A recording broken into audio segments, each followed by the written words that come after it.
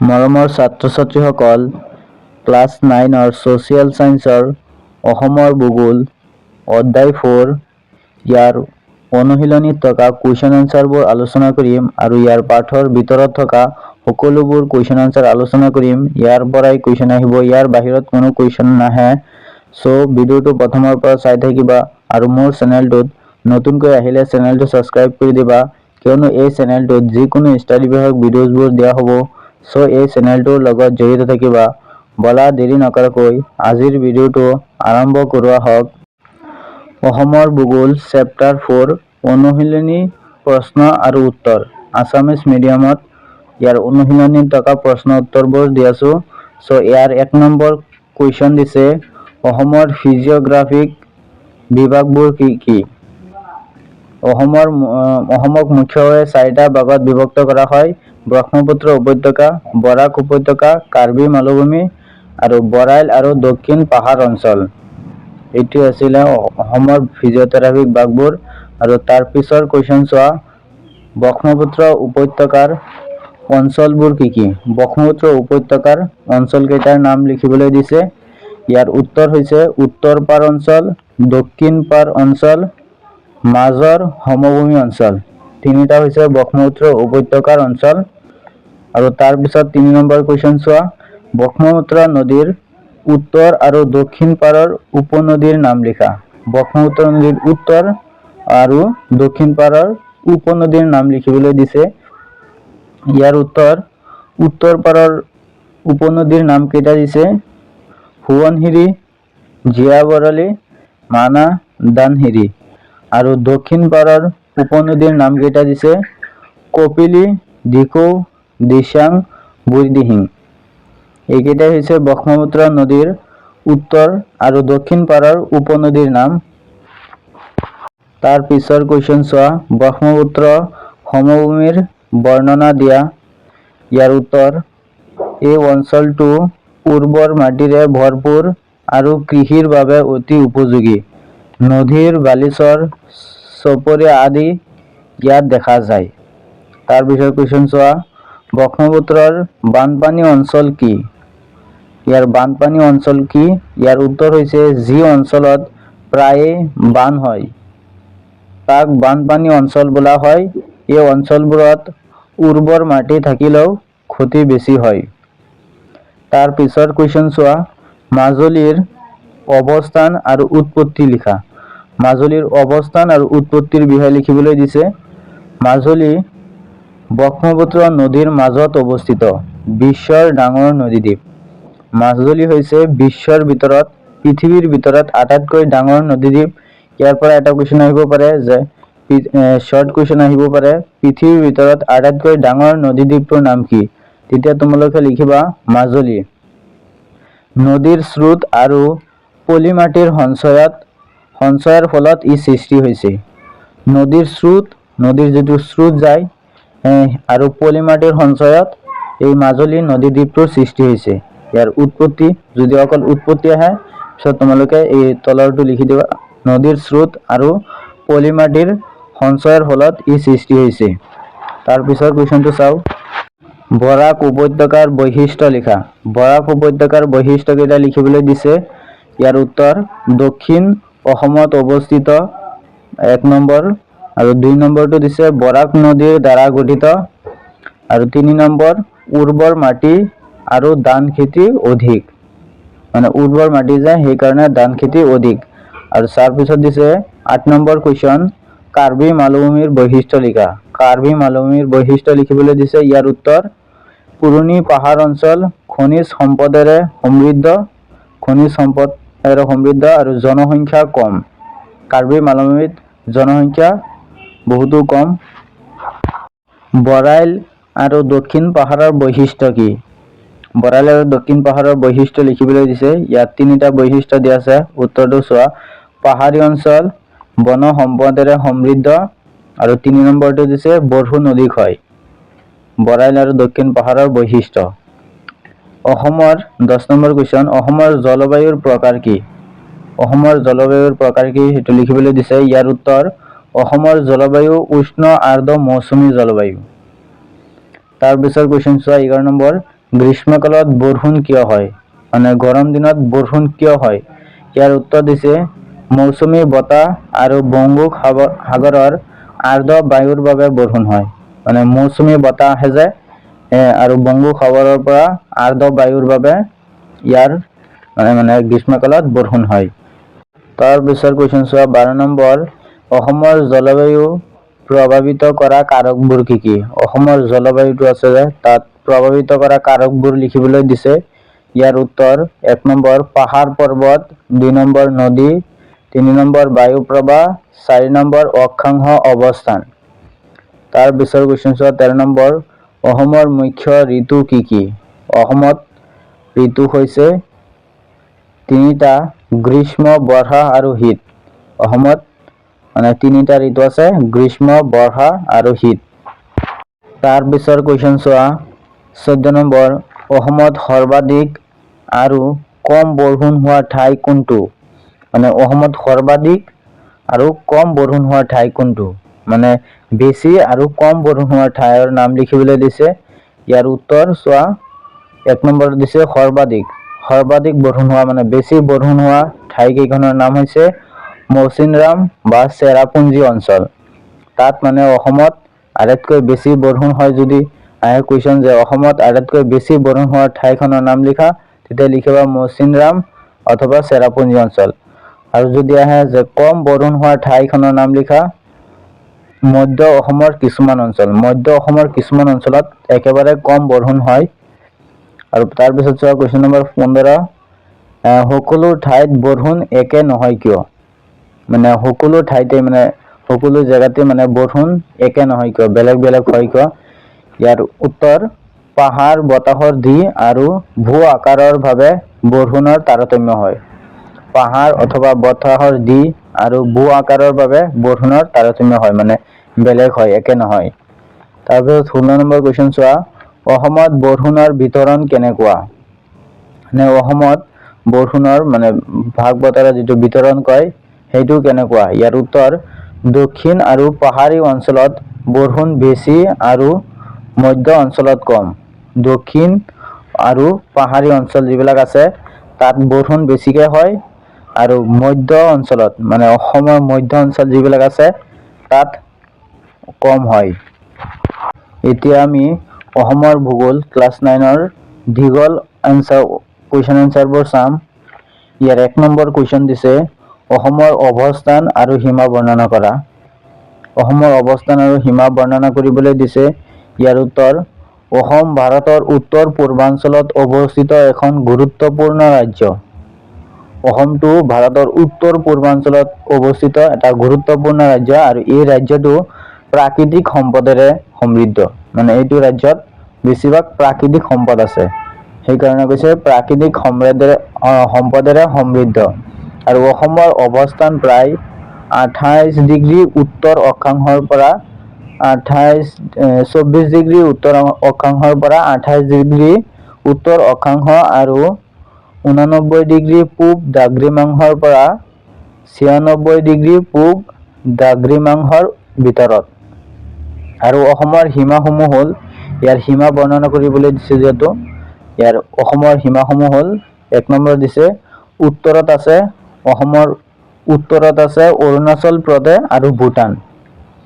আৰু অসমৰ দক্ষিণত আছে মেঘালয়, মিজোৰাম, ত্ৰিপুৰা, আৰু অসমৰ পূবত আছে অৰুণাচল প্ৰদেশ আৰু নাগালেণ্ড। আৰু অসমৰ পশ্চিমত আছে পশ্চিম বংগ আৰু বাংলাদেশ। বাংলাদেশ এটা বেলেগ দেশ হয়। পশ্চিম বংগ আৰু বাংলাদেশ অসমৰ পশ্চিমত আছে। আৰু এই ভৌগোলিক অৱস্থান অসমৰ বাণিজ্য, যাতায়াত আৰু সাংস্কৃতিক সম্পৰ্ক বৃদ্ধি কৰিছে। মানে এই ভৌগোলিক অৱস্থানেই মানে অসমৰ বাণিজ্য অথবা যাতায়াতৰ ক্ষেত্ৰত অথবা সাংস্কৃতিক সম্পৰ্কটো মানে বৃদ্ধি কৰিছে। অসমৰ ভূ-প্ৰাকৃতিক ভাগবোৰ ব্যাখ্যা কৰিবলৈ দিছে 2 নম্বৰ কুৱেশ্যন। ইয়াৰ উত্তৰ অসমৰ ভূ-প্ৰকৃতি 3টা মুখ্য ভাগত বিভক্ত। 1 নম্বৰ আছে ব্ৰহ্মপুত্ৰ উপত্যকা। এইটো অসমৰ আটাইতকৈ ডাঙৰ অঞ্চল। অসমৰ ভিতৰত আটাইতকৈ ডাঙৰ অঞ্চলটো হৈছে ব্ৰহ্মপুত্ৰ উপত্যকা, আৰু ব্ৰহ্মপুত্ৰ নদীৰ কাষে কাষে বিস্তৃত। আৰু এই উপত্যকাটো ব্ৰহ্মপুত্ৰ নদীৰ কাষে কাষে বিস্তৃত। এই অঞ্চলটো উৰ্বৰা মাটিৰ বাবে কৃষিৰ বাবে খুব উপযুক্ত, মানে উৰ্বৰা যে সেইকাৰণে কৃষিৰ বাবে উপযুক্ত হয়। আৰু 2 নম্বৰ দিছে বৰাক উপত্যকা। দক্ষিণ অসমৰ এই উপত্যকাখন বৰাক নদীৰ দ্বাৰা গঠিত। বৰাক নদীৰে গঠিত এই বৰাক উপত্যকাটো, ইয়াত কৃষি বহুত উন্নত, মানে ইয়াত খেতি বাতিৰ বাবে বহুত উন্নত হয়। পাহাৰীয়া অঞ্চল 3 নম্বৰত দিছে পাহাৰীয়া অঞ্চল। পাহাৰীয়া অঞ্চল কাৰ্বি আংলং আৰু ডিমা হাছাও জিলাত অৱস্থিত পাহাৰীয়া অঞ্চল। কাৰ্বি আংলং আৰু ডিমা হাছাও এই দুয়োটা জিলাত এই পাহাৰীয়া অঞ্চলটো অৱস্থিত। ইয়াত বনজ সম্পদ আৰু খনিজ সম্পদ অধিক। পাহাৰীয়া অঞ্চলত বনজ সম্পদ আৰু খনিজ সম্পদ অধিক পৰিমাণে পোৱা যায়। তাৰপিছত 3 নম্বৰ কুৱেশ্যন দিছে অসমৰ নদ-নদী ব্যৱস্থাৰ বিষয়ে বৰ্ণনা কৰা। অসমৰ নদ-নদী ব্যৱস্থাৰ বিষয়ে বৰ্ণনা কৰিবলৈ দিছে। অসমৰ নদ-নদী ব্যৱস্থা খুবেই উন্নত আৰু ই ৰাজ্যখনৰ জীৱনৰ অংশ। অসমৰ নদ-নদীৰ ব্যৱস্থা বহুত উন্নত হয় আৰু ৰাজ্যখনৰ এটা অংশ বুলি, জীৱনৰ অংশ বুলি ক'ব পাৰি। আৰু ইয়াৰ প্ৰধান নদীসমূহ হৈছে ব্ৰহ্মপুত্ৰ মুখ্য নদী। ব্ৰহ্মপুত্ৰ হৈছে মুখ্য নদী আৰু বৰাক নদী। ইয়াৰ উপনদীসমূহ হৈছে সোৱণশিৰি, মানা, দনশিৰি, কপিলী।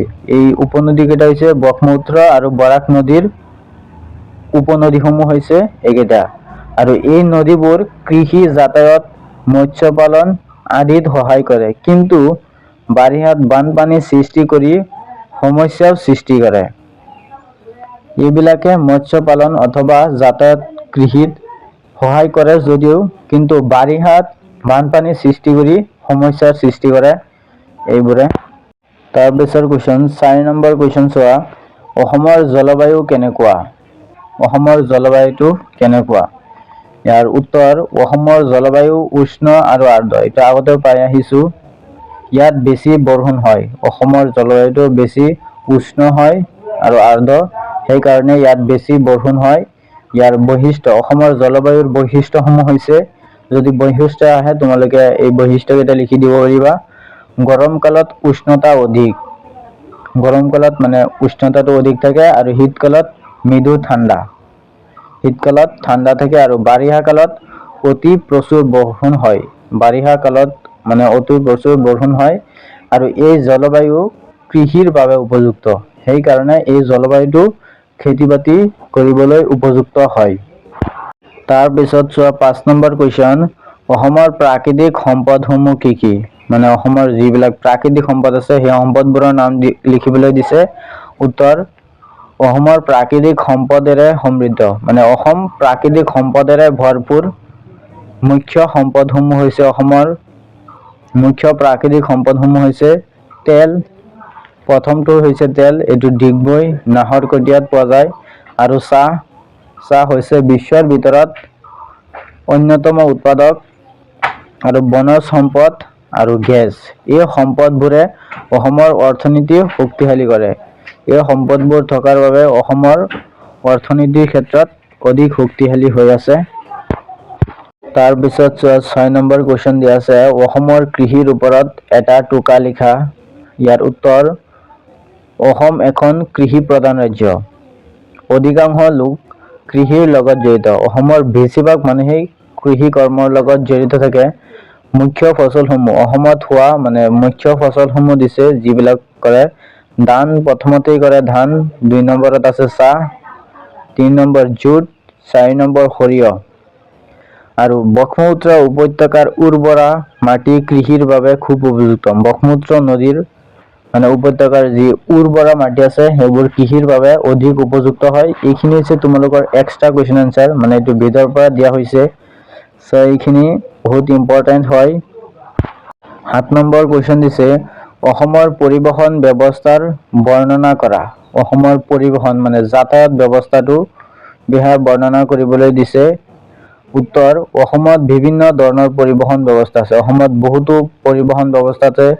ইয়াৰ ভিতৰত সৰগ পথ, তাৰপিছত দিয়া আছে ৰেলপথ, ৰেলেৰে চলাচল কৰা, আৰু জলপথ ব্ৰহ্মপুত্ৰ নদী মানে পানীৰে চলাচল কৰা, বায়ুপথ মানে ওপৰেদি জাহাজ দি মানুহ চলাচল কৰে অসমত।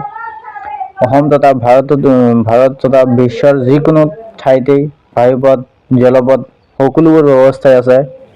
চ' এইবোৰে অসম ৰাজ্যখনৰ উন্নয়নত গুৰুত্বপূৰ্ণ ভূমিকা লয়।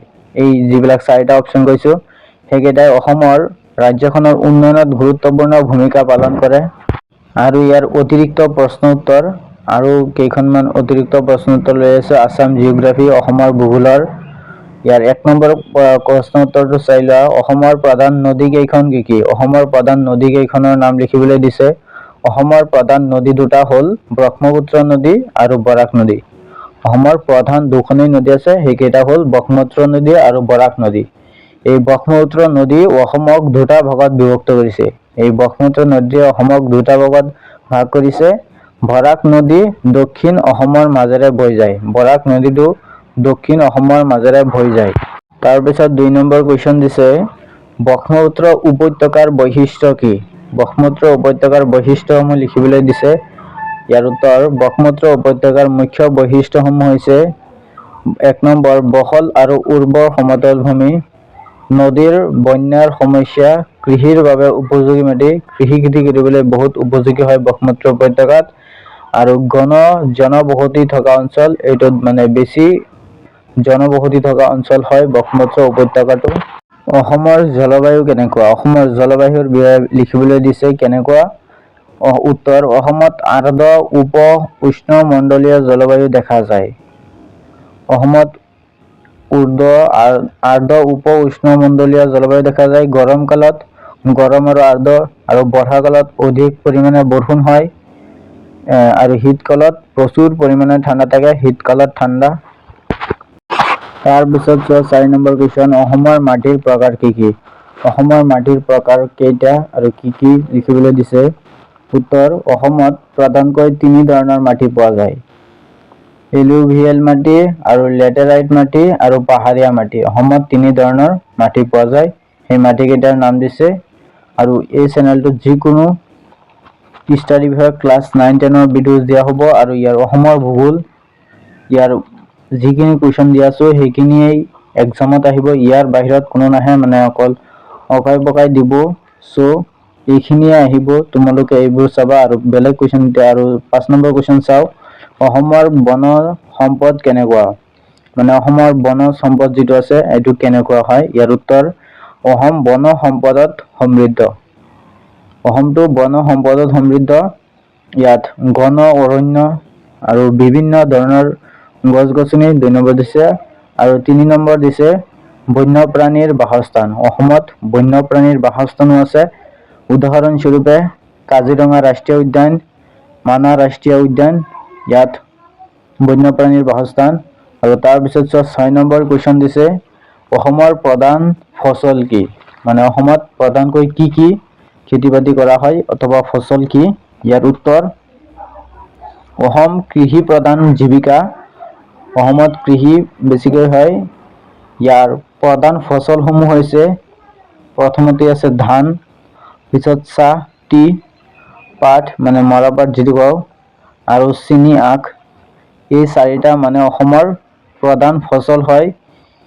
বেছিভাগ চাহ অথবা দানি কৰা দেখা যায়, সেইকেইটা বেছি কম। তাৰপিছত 7 নম্বৰ কুৱেশ্যন চোৱা, অসমৰ অৰ্থনীতি কিহৰ ওপৰত নিৰ্ভৰশীল? মানে অসমৰ অৰ্থনীতি ব্যৱস্থা যিটো আছে, অৰ্থনীতি যিটো টকা পইচা ক'বলৈ গ'লে, সেইটো কিহৰ ওপৰত নিৰ্ভৰ কৰে? ইয়াৰ উত্তৰ, অসমৰ অৰ্থনীতি মূলতঃ কৃষি, চাহ উদ্যোগ, কৃষিৰ ওপৰত নিৰ্ভৰ কৰে, চাহ উদ্যোগৰ ওপৰত। পিছত আছে তেল আৰু প্ৰাকৃতিক গেছ। অসমত তেল আৰু প্ৰাকৃতিক গেছ পোৱা যায়। পিছত আছে বন সম্পদ। তাৰপিছত 8 নম্বৰ কুৱেশ্যন চোৱা, অসমৰ প্ৰাকৃতিক সম্পদ কি কি? অসমৰ প্ৰাকৃতিক সম্পদসমূহৰ নাম লিখিবলৈ দিছে। অসম প্ৰাকৃতিক সম্পদত ধনী। মানে অসমটো প্ৰাকৃতিক সম্পদ থকাৰ বাবেই অসমটো ধনী। ইয়াত থকা সম্পদসমূহ হৈছে, 1 নম্বৰ দিছে তেল। প্ৰথমতে দিয়া আছে তেল। অসমত তেলেৰে ভৰপূৰ। আৰু তাৰপিছত দিছে প্ৰাকৃতিক গেছ। তাৰপিছত 3 নম্বৰটো চোৱা, বন সম্পদ। 4 নম্বৰ দিয়া আছে পানী সম্পদ। অসমত এই 4টা প্ৰাকৃতিক সম্পদ থকাৰ বাবেই অসমটো ধনী। এই 4টাই হৈছে অসমৰ প্ৰাকৃতিক সম্পদ। আৰু এই সম্পদবোৰৰ দ্বাৰাই আমাৰ চলাচল তেলৰ দ্বাৰাই আমি পেট্ৰল অথবা ডিজেল এইবোৰ লাগে। কেৰাচিন তেল অসমতো এতিয়া কেৰাচিন তেল নাইকিয়াই হৈ গৈছে ক'বলৈ গ'লে। সো এইখিনিয়ে আছিলে আজিৰ ভিডিঅ'টো।